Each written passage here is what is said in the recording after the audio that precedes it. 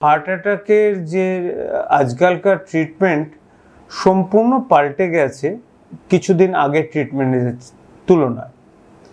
এখন আমাদের golden hour হচ্ছে 6 ঘন্টা। 6 ঘন্টার মধ্যে আপনাকে এমন একটা জায়গায় হার্ট অ্যাটাকের পেশেন্টকে নিয়ে যেতে হবে যেখানে অন্তত প্রাইমারি অ্যাঞ্জিওপ্লাস্টিটা করা যায়।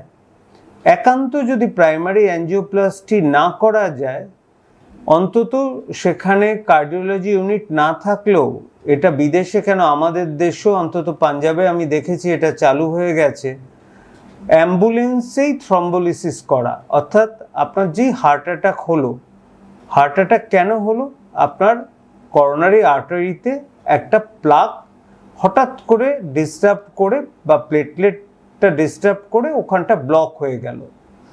অর্থাৎ সেই আর্টারিটা যে অংশটা হার্টের সাপ্লাই করছিল সেখানটা অক্সিজেন পাচ্ছে না, সেই অংশের হার্টের তাহলে নষ্ট হয়ে যাবে, তাহলে আপনাকে সেই জায়গাটা খুলে দিতে হবে। দেখা গেছে যে আমরা যদি কিছু ওষুধ দিই তাতে কিন্তু 40% ক্ষেত্রে সেই ব্লকটা খুলে যায়। এবং সেই জন্যই বলি, যদি কোনো পেশেন্ট বলে বুকের মাঝখানে অসম্ভব ব্যথা, অনেকটা পাথর চেপে বসেছে এরকম, ব্যথাটা ব্যাকে রেডিয়েট করছে অথবা ঘাড়ের দিকে উঠছে বা গলার দিকে উঠছে বা বাঁ হাতে যাচ্ছে, তার সাথে প্রফিউজ সোয়েটিং হতে পারে, নাও হতে পারে, তার সাথে দেখবেন কোল্ড ক্ল্যামি এক্সট্রিমিটি, অর্থাৎ হাত পা ঠান্ডা হয়ে যাচ্ছে, এক মুহূর্তও দেরি করবেন না, অ্যাম্বুলেন্সে ফোন করবেন এবং নিয়ে যেতে যেতে যাতে প্রপার অক্সিজেন পায় সেটা দেখবেন, অর্থাৎ এয়ারওয়েটা যেন ঠিক থাকে। আর একটা কথা আমার বলা উচিত, বেসিক লাইফ সাপোর্ট আমাদের দেশে কিন্তু প্রাথমিক স্তরে পড়ানো হয় না। অর্থাৎ আমরা অনেক সময় ভিডিওতে দেখেছি লোক রাস্তায় হাঁটতে হাঁটতে অজ্ঞান হয়ে পড়ে গেল, তারপর দেখা গেল সে মারা গেছে। কিন্তু আমরা যদি সবাই এই বেসিক লাইফ সাপোর্ট, যে কী করে সিপিআর দেওয়া যায়, এটা যদি আমাদের স্টুডেন্ট লাইফে পড়ানো হয়, আমরা হয়তো অনেক প্রাণ বাঁচাতে পারবো, যাতে তারা হসপিটাল অবধি পৌঁছতে পারে এবং ফার্দার চিকিৎসা নিতে পারে। এটা আমার সরকারের প্রতি অনুরোধ। ক্যাথ ল্যাব দিয়ে যদি আপনি প্রাইমারি অ্যাঞ্জিওপ্লাস্টি রাত্রিবেলা অনেক সময় কলকাতারও বিভিন্ন জায়গায় করা সম্ভব হয় না, কিন্তু কিছু ওষুধ আছে, অ্যাসপিরিন একটা সার্টেন ডোজে, ক্লোপিডোগ্রিল সার্টেন ডোজে, অ্যাটরভাস্ট্যাটিন সার্টেন ডোজে। আর আমরা থ্রম্বোলিসিস কিন্তু আমরা বলছি বিদেশে ট্রেন্ড যারা সিস্টার, তারা কিন্তু যখন পেশেন্ট অ্যাম্বুলেন্সে রওনা হয়েছে from the door to hospital, যে টাইমটা, সেখানে কিন্তু তারা অ্যাম্বুলেন্সে এটা ইউজ করে। আমাদের বিভিন্ন রকম থ্রম্বোলাইটিক এজেন্ট আছে, খুব বেসিক থ্রম্বোলিসিস এজেন্ট কিন্তু সরকারি হসপিটালে বিনা পয়সায় প্রোভাইড করে। আমি আমার একজন পেশেন্ট জানি, তিনি অত্যন্ত উঁচু স্তরের পেশেন্ট, কিন্তু থাকতেন কুচবিহারে, কিন্তু অসাধারণ চিকিৎসা হয়েছে।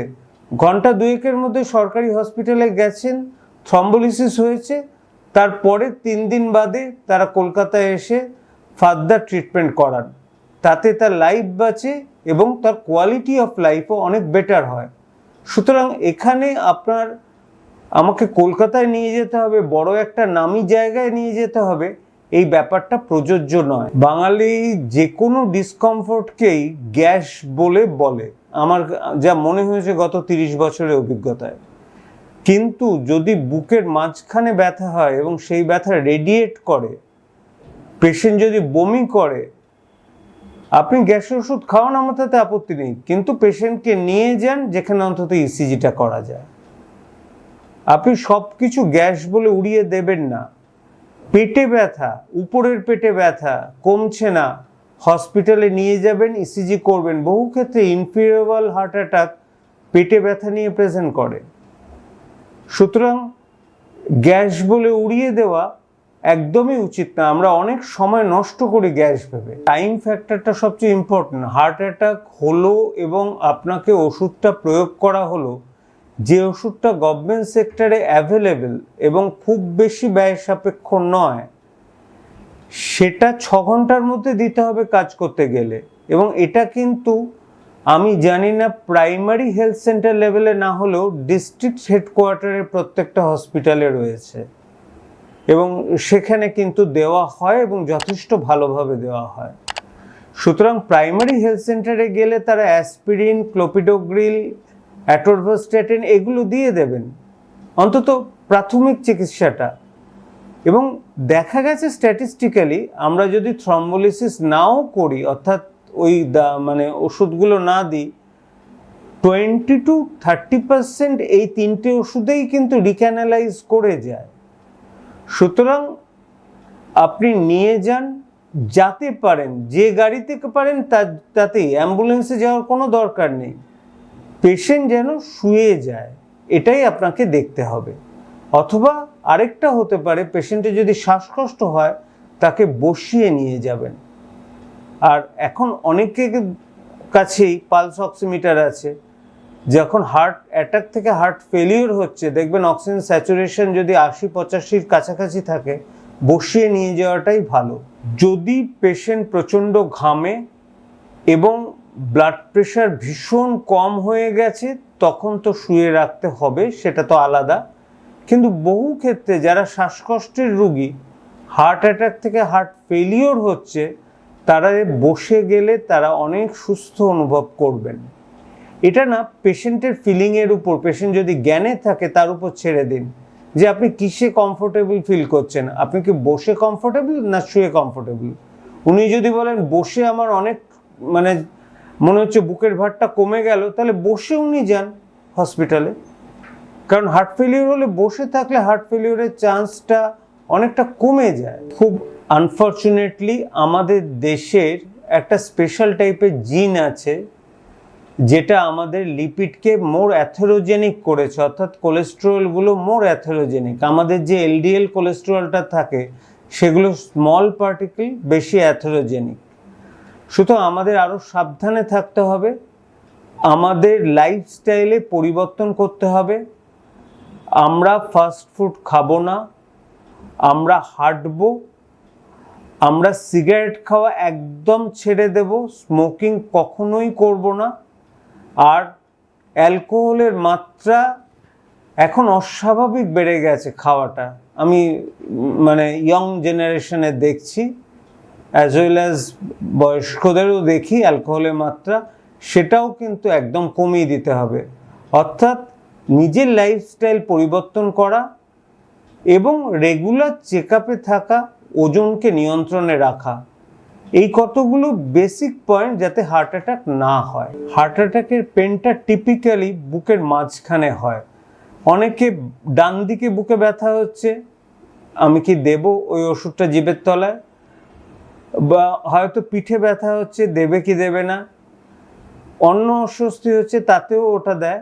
এই নাইট্রেটস ওষুধটা বহু লোকের প্রাণ বাঁচিয়েছে, এটাও যেমন ঠিক। আমরা যদি কিছু না বুঝে নাইট্রেট জিভের তলায় দিই, যেটার সাথে সাথে রক্তে মিশে ভ্যাসোডাইলেট করে ব্লাড প্রেশার কমিয়ে দেয়, সেটা কিন্তু প্রাণঘাতীও হতে পারে। আর একটা কথা সবাইকে বুঝতে হবে, এই নাইট্রেটস ওষুধগুলো কিন্তু হার্ট অ্যাটাক প্রিভেন্টও করে না, শুধু যারা ক্রনিক স্টেবল অ্যাঞ্জাইনার পেশেন্ট তাদের ব্যথাটা শুধু কমায়। অনেকটা বলতে পারেন এই ওষুধগুলো সিমটোমেটিক রিলিফ দেয়, না পারে হার্ট অ্যাটাক আটকাতে, না পারে হার্ট অ্যাটাক যাতে না বাড়ে সেটাকেও কিছু করতে। সেক্ষেত্রে আমাদের হার্ট অ্যাটাকের যেটা মূল কারণ, যে রক্তের নালি যেটা বন্ধ হয়েছে সেটাকে খুলে দিতে হবে। নাইট্রেটসে আরেকটা গুণ আছে, যখন পেশেন্ট হার্ট ফেলিওরে থাকে তখন ডাক্তারের তত্ত্বাবধানে ইনজেকশনের মাধ্যমে আমরা নাইট্রেটস দিই যাতে হার্ট ফেলিওরটা কমে। কিন্তু কখনোই না এরকম যে কোনো কারণে নাইট্রেটস দিলে আমরা বেশি ক্ষতি করব।